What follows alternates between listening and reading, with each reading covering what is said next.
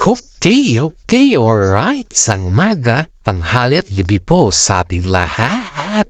Ito na naman tayo guys, update tungkol sa Timpong Kana.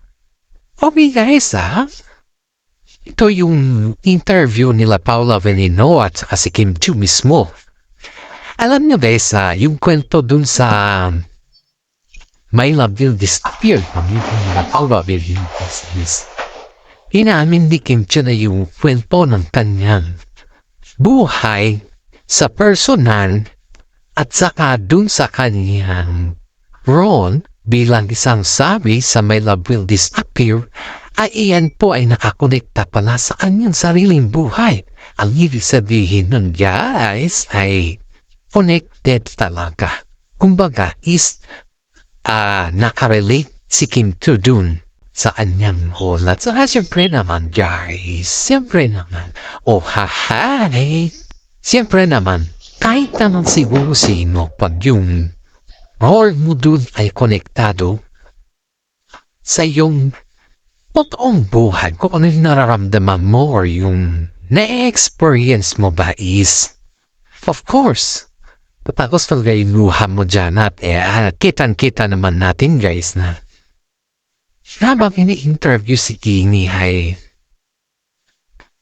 nakikita mo yung facial expression niya sa mga tanong sa kanila ni Paula Veneno na kumbaga ay hindi naman diretsahang sinabi na ready na ba si Kim Chiu na yung about pa sa partner ba, kung ready na ba siya sa lahat sa about sa love life. At sabi naman nito guys is ready na siya. Kasi ang tinanong mo na dito sa kanya is kumusta na si Kim Chiu? Kumusta na yung puso ni Kim Chiu? At kumusta naman yung kwento about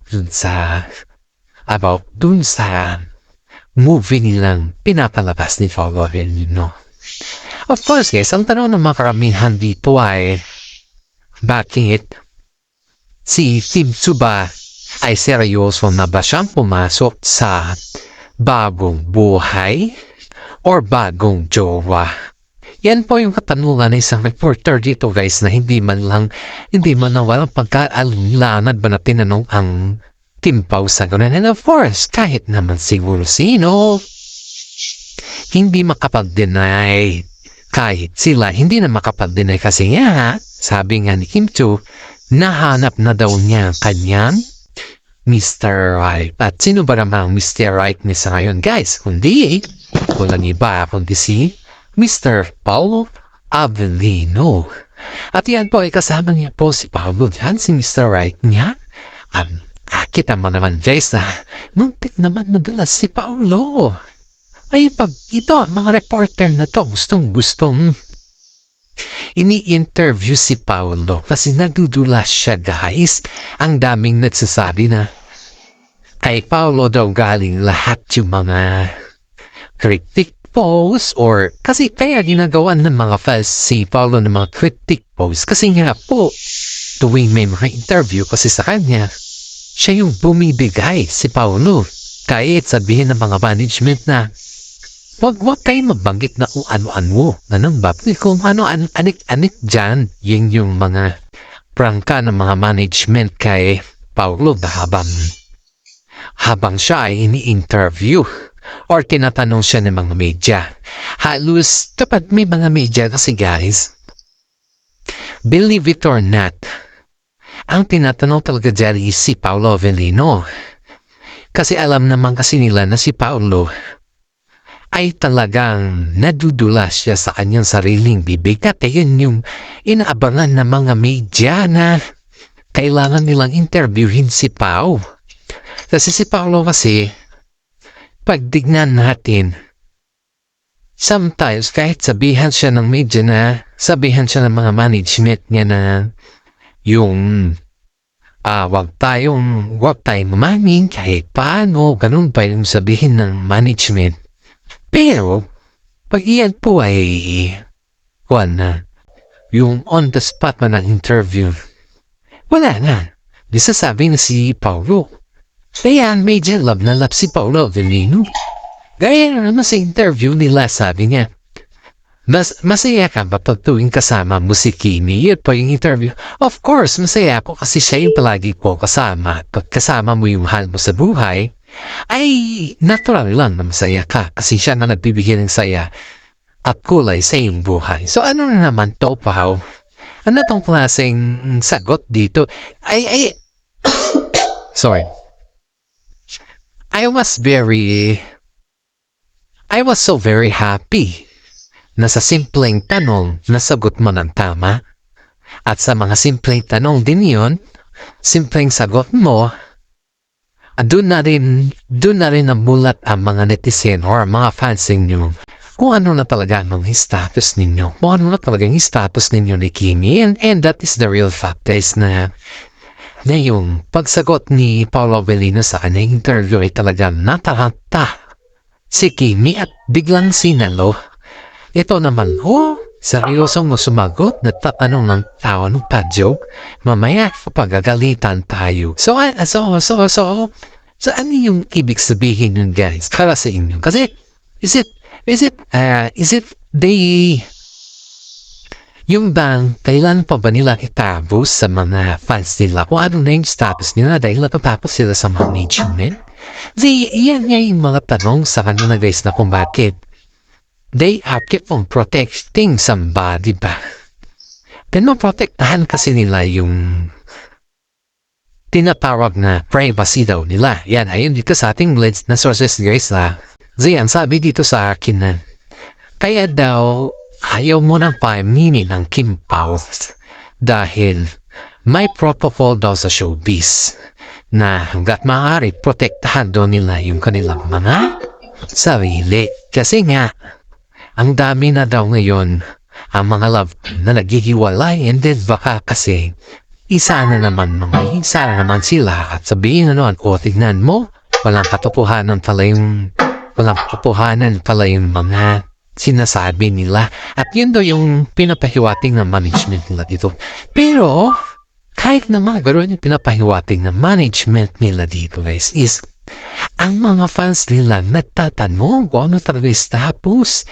Kasi nga, kung hindi mo sagutin kasi yan sa ngayon, ang dami ding magtatanong sa inyo. Kahit sino po magtatanong eh. Lalo't pagdating sa Kim Pao, talagang proud na proud pa nga sila yan pag nalaman nila yung sagot sa kanilang mga katanungan. And yan po. Yan po yung masiglang hapang ni Paolo Avellino sa ngayon. Talagang pinakita niya talaga at sinabi niya sa kanyang interview na mayroon na talaga. And then, binalik ito kay Kim Chiu, guys. Binalik na isang nag-interview. Dahil, napansin kasi ng nag-interview, yung interviewer ba, napansin na nag-interview sa kanila ni Paolo Avellino na talagang mabilis si Paolo Avellino na magsabi ng totoo. Kaya nga po, kaagad guys, kaagad binalik kay Kim Chiu yung tanong. Pero ito kasi si Kim Chiu kasi, siyempre ang pamasasalita si Paolo Avellino, guys, ay kitang-kita mo talaga yung truthfulness na. Yung sinasabi natin dito, guys, yung katotohanan. Kahit sabihan sila ng mga sabihan siya ng mga management ay labas, siyempre yung katotohanan pa rin naman or lalabas sa atin, di ba? Yan po yung mga salita na hindi natin mabibitawan pag ikaw ay na on the spot na interview. Ayan, sabi kay Paolo Avellino is ang bilis daw niyang magsabi ng katotohanan. Kumbaga, guys, ay mayroon talagang katotohanan sa mga nakikita natin sa ngayon. Hindi lamang po about sa chika or hindi lamang po about sa content or hindi lamang po about sa mga galaw nila, kundi sa mga salita na din nilang sinasabi. Dito naman, guys, kung talagang basahin natin or i-analyze natin yung kanilang sagot sa kanilang interview. Excuse me. Lalong-lalo na ito si Paolo Avellino ay talagang umamin na siya. Kasi nga, ayon dito sa ating mga legit na sources, na kaibigan ni Paolo Avellino sa showbiz ay sinasabi, di ba kinakantawan kasi siya na sabi sa kanya, may interview kayo ngayon o ngayong hapon, and then may nabalitaan ka na ba ng mga tanong? Sabi sa kanya. Sabi daw mismo ni Paolo Avellino guys na just rely on that question at hindi kami magsasabi kung anong status namin. Yun daw yung sinasabi ni Paolo Avellino guys. Pero ang sabi sa kanya ng kanyang mga kaibigan, ba't nadudulas ka nga palagi eh? Kaya ang daming nag-guess sa'yo dahil pag nagtanong sila sa'yo, nakakalimutan mo na yung tactics ng management. Mga sinasabi, kasi pag na-on the spot ka, ayan daw dito kay Paolo, kasi pag na-on the spot ka daw at yung reporter titig na titig sa'yo, syempre magsasabi ka ng totoo kasi makikita naman yan sa mata mo. Kaya na po nadudunas eh kasi hindi ko sila masagot ng kasinungalingan. Dahil kapag kasi nagsasagot siya ng kasinungalingan ay parang dinenay ko na din si Kimi. At alam nyo naman na mahal ko si Kimi. Nirerespeto ko siya bilang partner ako at alam pong hindi ko naman siguro kasalanan kung nadudulas ako kasi yun naman yung katotohanan. This is not the fake news. Yung mga sinasabi ng mga vlogger guys na hanggang camera lang si Paolo Avellino kasi nga ginagamit lang si Kim. Pero that's not true. Yan nga yung ebidensya natin na yun sa kanyang interview guys na nadudulas talaga siya even do before. Pero yung clip or ma-clip lang kasi ng interviews medyo inedit ng konti para na hindi naman halata. Ang dami nagsasabi guys na halos daw yung mga reporter si Paolo Avellino daw yung dinudumog sa ngayon kasi nga nadudulas siya. Pero and beside, kahit yung sitwasyon ni Paolo Avellino na nadudulas siya at nagsasabi na siya ng totoo, ay pinagbabawalan pa rin ng management. Pero sa right naman ni Paolo Avellino guys bilang siya yung nandoon at siya yung in-interview, sabi niya, nakakahiya naman kay Kimi. Pag hindi ako magsabi ng totoo. Yeah, that is the real man. For me, that is the real man. Kasi alam niya na kahit mali na yung mga management paminsan-minsan na lahat naman tayo dito guys may pagkakamali. Hindi lang naman mga management o yung mga katrabahuan natin ba. Siguro may prinoprotektahan lang yung mga management. Siyempre sila yung prinoprotektahan nila. Pero at the same time naman is nakaka-insulto din kay Kimi na i-deny mo sa public na mayroon na kayo samantala kayo na. Diba? Sa part kasi ni Kimi guys is nakaka-insulto. Pero sa part ng business is okay lang. Pero iniisip kasi ni Paolo dito guys is yung sa part ni Kimi. Siyempre, pag-partner mo kasi yung isang tao mararamdaman mo din yan. Medyo cool lang siya sa'yo sa labas. Pero deep inside yan, nasasaktan din yan pag tumindinay mo lahat. Diba? Kaya yun yung naiintindihan ko dito kay Paolo kaya siya palaging nadudulas. At naman si Kimi guys, binato kagad sa kanya. Parang sinaklolo niyo ba yung pagdulas ni Paolo Avellino na ito naman nagsabi talaga ng totoo. Joke lang naman nito. Nagtanong ka pa kasi ng ganyan. Kaya sinugot ka ng may katotohanan. Joke lang. Sabi ni Kimi guys. Yan po yung sabi ni Kimi na parang ginawang katatawanan yung sagot ni Paolo Avellino para maiwasan ba ng mga audience na magginala talaga sa kanila. Pero kahit siguro panay ng deny or iwas ni Kimi sa mga lahat ay hindi pa rin nagsisinungaling ang katotohanan. Walang baong hindi naamoy, lalabas at lalabas pa rin yan. Kaya nga po dito guys is lumabas talaga ang katotohanan.